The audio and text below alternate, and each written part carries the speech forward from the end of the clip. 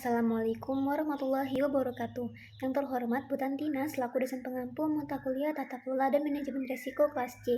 Kami dari kelompok E akan mempresentasikan materi mengenai peran dan tanggung jawab auditor eksternal dan internal.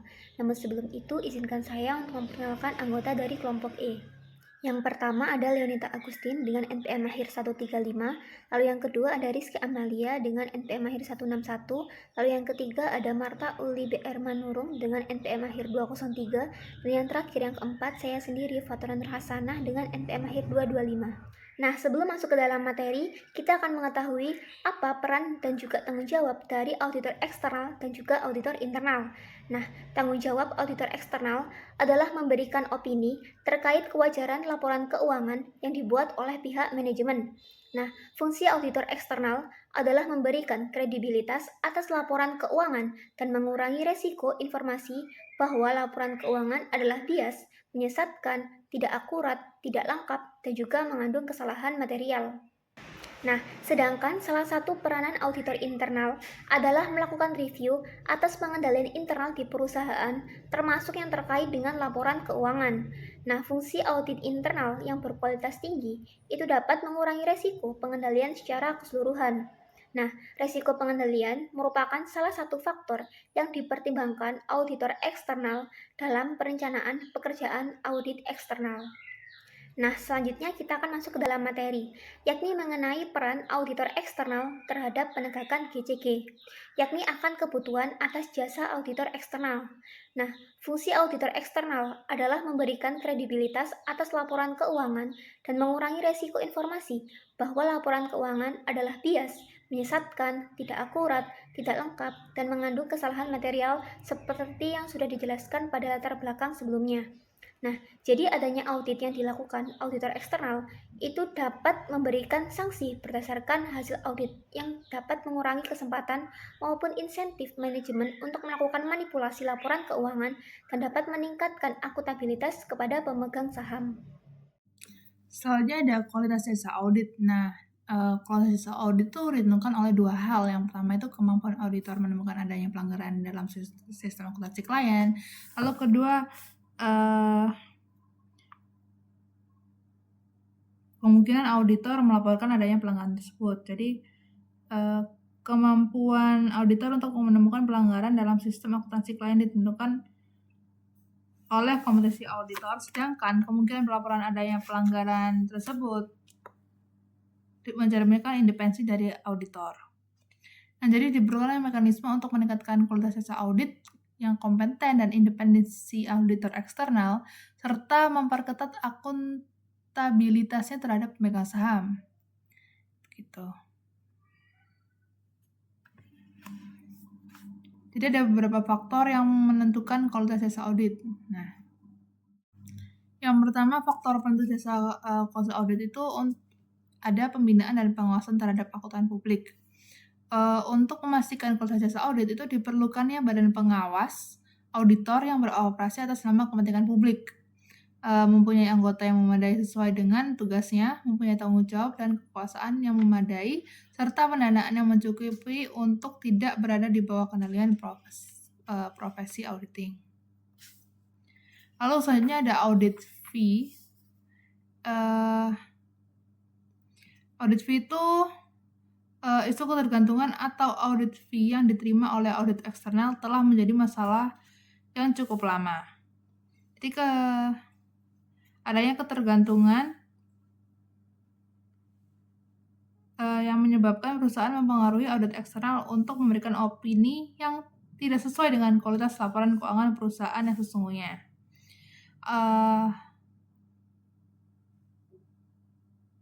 Selain itu, terdapat kemungkinan perusahaan membayar audit fee yang berlebihan kepada audit eksternal untuk mendapatkan opini audit yang sesuai dengan permintaan perusahaan. Lalu selanjutnya ada jasa non-audit. Jasa non-audit ini diberikan auditor eksternal dapat secara signifikan mengurangi independensi auditor dan dapat menyebabkan auditor melakukan audit atas jasa mereka sendiri. Contoh pengaruh non-audit fee ini, jasa non-audit, itu yang dapat mempengaruhi independensi audit eksternal adalah audit eksternal yang mengaudit perusahaan yang akan melakukan penawaran perdana saham ke publik dan juga memberikan jasa konsultasi perusahaan tersebut. Jadi auditor itu dapat mempunyai insentif yang memberikan opini audit wajar tanpa pengecualian karena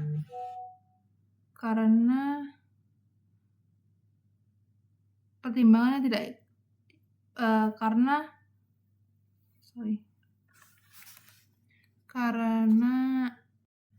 pertimbangan tidak ingin kehilangan audit fee tersebut. Jadi intinya kayak istilahnya menyangkut. Lalu selanjutnya masa jasa audit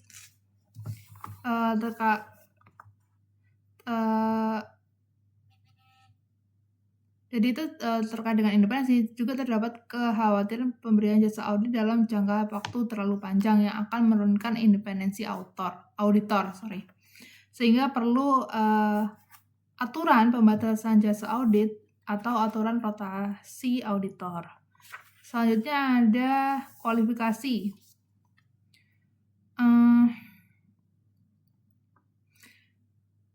Meningkatkan kompetensi itu kan juga penting. Akuntan publik itu harus mempunyai izin yang dikeluarkan Menteri Keuangan. Jadi untuk memastikan akuntan publik ini memiliki kualifikasi yang dibutuhkan untuk melaksanakan pekerjaannya. Jadi untuk memastikan tingkat kompetensinya ini yang sudah memenuhi itu diperlukannya ada pendidikan seperti itu. Lalu yang terakhir ada mekanisme corporate governance terkait peran komite audit yang dapat digunakan untuk memastikan kualitas audit yang tinggi. Dewan Komisaris ini melalui komite audit yang bertanggung jawab untuk memastikan bahwa auditor kompeten dan independen seperti yang dijelaskan. Jadi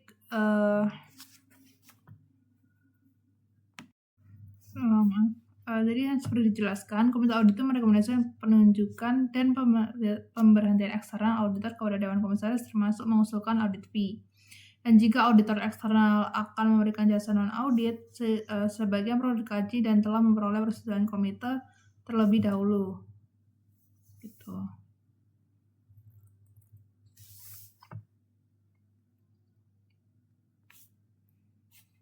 Selanjutnya adalah penunjukan dan pemberhentian auditor eksternal, di mana penunjukan dan pemberhentian auditor eksternal ini tidak boleh dilakukan oleh direksi untuk menjaga independensi dari auditor. Nah, menurut pedoman GCG KNKG 2021, auditor ini ditetapkan dalam RUPS berdasarkan usulan Dewan Komisaris, di mana ini dengan rekomendasi dari komite audit agar tetap independen.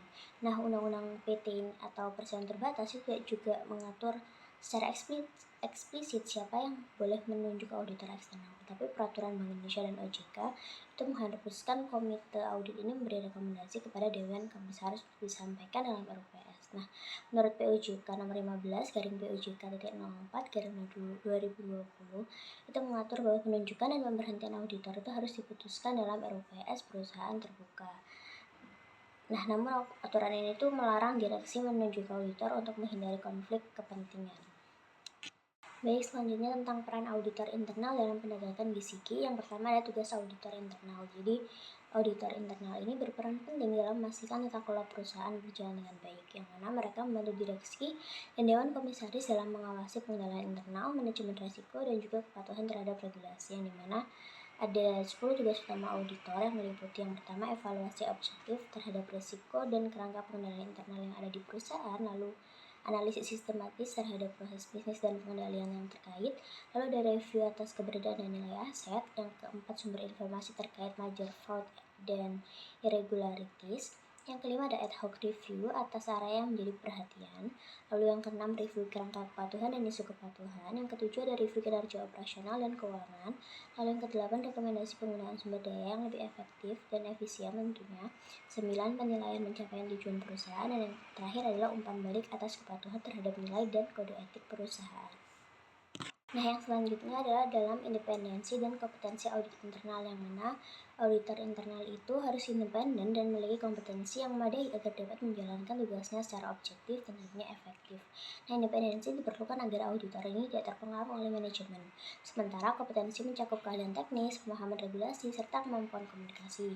Untuk mencegah hal ini tentunya dalam PUJK nomor 56, garing PUJK titik 4, garing 2015 itu mengatur bahwa kepala unit audit internal diangkat dan diberhentikan oleh direktur utama dengan persetujuan Dewan Komisaris, yang mana auditor internal itu harus melaporkan hasil auditnya tidak hanya kepada direksi tapi juga pada komite audit yang dipimpin oleh komisaris independen untuk memastikan transparansi dan objektivitasnya. Nah, selain independensi, auditor internal itu juga harus memiliki kompetensi yang tinggi, di mana PUJK itu mewajibkan auditor untuk memiliki integritas, keahlian teknis, pemahaman regulasi, serta kemampuan komunikasi yang baik. Nah, beberapa studi juga mengatakan bahwa kualitas audit internal yang baik dapat mengurangi manajemen laba dan kesalahan dalam pengelolaan perusahaan. Baik, di sini kita akan membahas mengenai pengungkapan audit internal. Nah, di sini pada surat edaran OJK nomor 30 membahas tentang bentuk dan isi laporan tahunan emiten atau disebut dengan perusahaan publik. Nah, di sini mewajibkan beberapa pengungkapan di laporan tahunan terkait kepala auditor internalnya, yaitu bisa dikatakan atau namanya itu ada riwayat jabatan, menulis pengalaman kerja yang dimiliki, dan dasar hukum penunjukan atau kualifikasi ataupun sertifikasi sebagai profesi audit internal. Dan itu pun jikalau ada. Nah, struktur dan kedudukan unit audit internal itu juga ditaruh serta tanggung jawab unit audit internal sesuai dengan yang dicantumkan dalam piagam atau charter unit audit internal, serta ada juga yang disebut dengan uraian singkat pelaksanaan tugas unit audit internal pada tahun buku. Nah, di sini piagam unit audit internal juga harus dapat diakses di website perusahaan. Selanjutnya kita masuk ke dalam akuntabilitas auditor eksternal terhadap pemegang saham dalam menjalankan tugas dari perusahaan untuk melakukan audit secara profesional. Nah, di sini kita akan membahas mengenai auditor eksternal itu memiliki akuntabilitas kepada pemegang saham dan bertanggung jawab dalam menjalankan audit secara profesional untuk perusahaan, bukan individu atau kelompok tertentu. Nah, sesuai dengan prinsip tata kelola yang baik, auditor eksternal direkomendasikan oleh komite independen dan ditunjuk dalam RUPS, nah, di mana pemegang saham seharusnya dapat mengajukan pertanyaan terkait audit. Di sini, meskipun regulasi di Indonesia mewajibkan auditor eksternal hadir dalam RUPS tersebut, namun praktiknya pemegang saham sering sekali tidak memiliki kesempatan untuk bertanya langsung kepada auditor mengenai hal proses dan hasil audit. Pada bagian kali ini kita akan membahas mengenai pelaksanaan peran auditor eksternal dan auditor internal menurut hasil penilaian ICD ASEAN JG Scorecard. Nah, di sini ASEAN JG Scorecard menilai pengungkapan biaya audit dan non-audit dalam laporan tahunan sebagai bagian dari transparansi. Namun pada 2011 hanya 46,5% dari 200 emiten terbesar yang mengungkapkannya. Nah, meskipun diwajibkan oleh OJK, selain itu 46% emiten tidak mengungkapkan biaya non-audit atau nilainya lebih tinggi dari biaya audit. Nah, dalam aspek audit internal ini, semua emiten itu akan dianggap memenuhi dua ketentuan wajib yang terkait fungsi internal audit dan persetujuan komite audit atas menunjukkan ketua audit.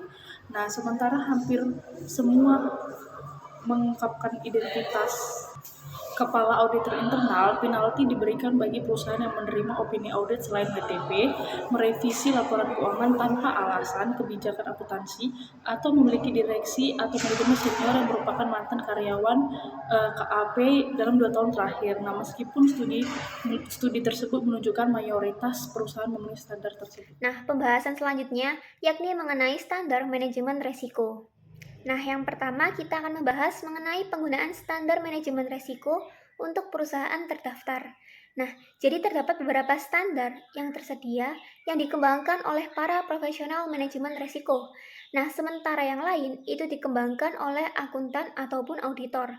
Nah, jadi terdapat 3 pendekatan yang berbeda yang diikuti dalam berbagai standar. Yang pertama ada manajemen resiko yang diikuti oleh ISO 31000. Lalu ada yang kedua yakni pengendalian internal yang dikembangkan oleh kerangka kerja pengendalian internal COSO dan oleh panduan risiko FRC. Lalu yang ketiga yakni ada budaya sadar risiko yang dikembangkan oleh Canadian Institute of Chartered Accountants yang dikenal sebagai kerangka kerja Criteria of Control atau COCO. Nah, selanjutnya kita akan membahas mengenai proses manajemen risiko. Nah, sebelumnya kan kita membahas akan 3 pendekatan. Nah, pada proses manajemen risiko ini, kita akan membahas mengenai pendekatan ISO 31000 dan juga pendekatan COSO. Nah, jadi dalam pendekatan ISO 31000, itu lebih banyak menekankan pada proses manajemen risiko. Sedangkan pada pendekatan COSO, itu tidak memberikan perbedaan yang jelas antara kerangka kerja dan proses manajemen risiko itu sendiri. Nah, melainkan lebih banyak berfokus pada pertimbangan kerangka kerja. Baik, di sini saya akan menjelaskan konteks standar manajemen risiko. Jadi dalam banyak standar manajemen risiko yang disebutkan bahwa aktivitas manajemen risiko harus dilakukan dalam konteks lingkungan bisnis, organisasi, dan risiko yang dihadapi oleh organisasi. Agar konteks dapat dijelaskan dan didefinisikan, itu diperlukan suatu kerangka kerja untuk menerapkan dan mendukung proses manajemen risiko. Nah, ISO 3100 ini itu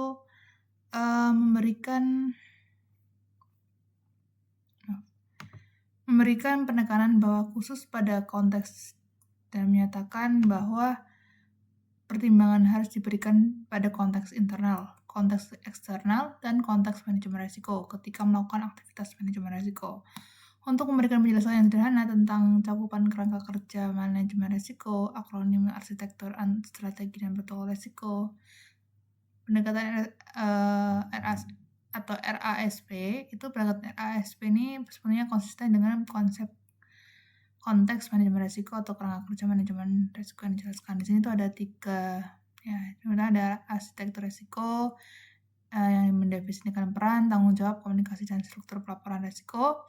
Ada strategi risiko, itu strategi, selera, sikap, filosofi risiko didefinisikan sebagai manajemen risiko. Lalu ada protokol risiko yang didefinisikan dalam pedoman risiko untuk organisasi dan mencakup aturan dan prosedur serta metodologi, alat, dan teknik manajemen risiko yang harus digunakan.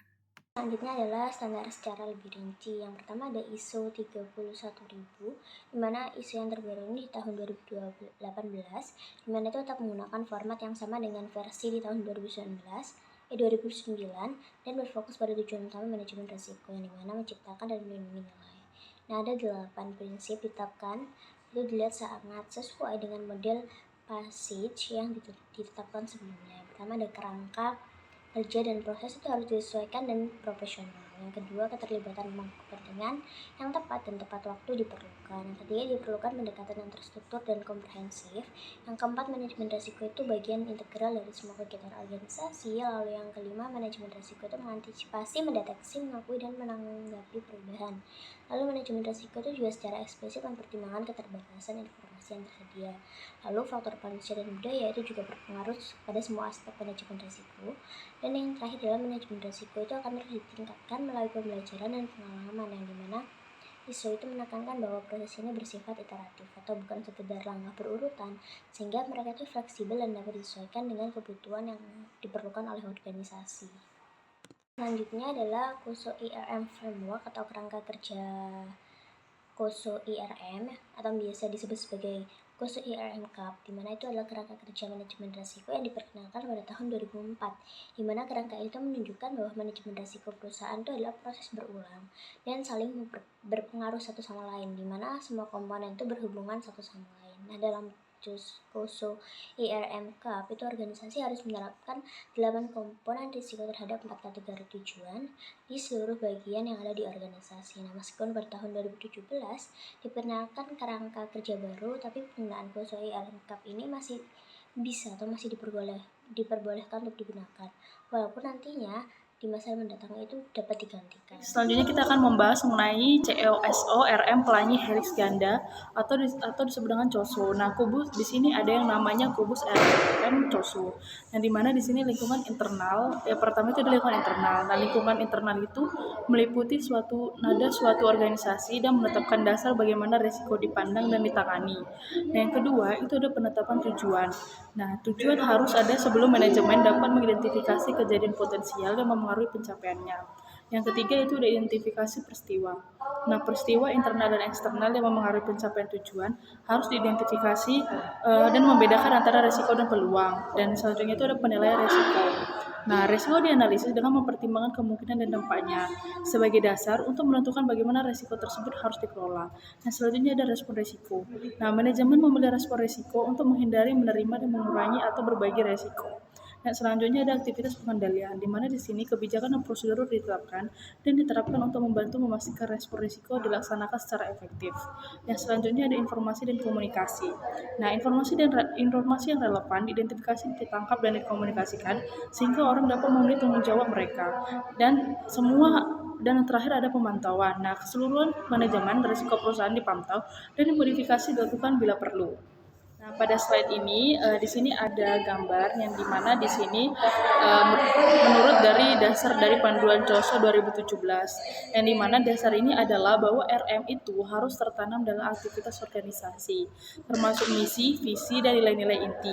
Nah, dalam mengembangkan strategi, tujuan bisnis dan kinerja, organisasi itu harus mempertimbangkan implikasi dari strategi yang dipilih, resiko terhadap strategi, dan kinerja dan kemungkinan strategi tidak selaras dengan nilai-nilai inti. Nah, yang terakhir pada bab ini kita membahas mengenai pembaruan terminologi RM. Nah, pembaruan terminologi dalam manajemen risiko penting untuk memastikan kesesuaian dengan kebutuhan organisasi dan meningkatkan penerimaan internal. Nah, standar seperti ISO 31000, ISO GUIDE 73 dan IEC 31010 memberikan pedoman dalam manajemen dan penilaian risiko dengan tren terbaru yang mengintegrasikan peluang dalam definisi risiko seperti dalam King 4 tahun 2016 dan COSO 2017. Nah, selain itu, kerangka kerja pengendalian internal seperti COSO juga relevan dalam evaluasi lingkungan pengendalian. Nah, standar manajemen risiko terus diperbarui secara berkala oleh lembaga standar global untuk memastikan kesesuaian dengan praktik-praktik dan kebutuhan yang berkembang.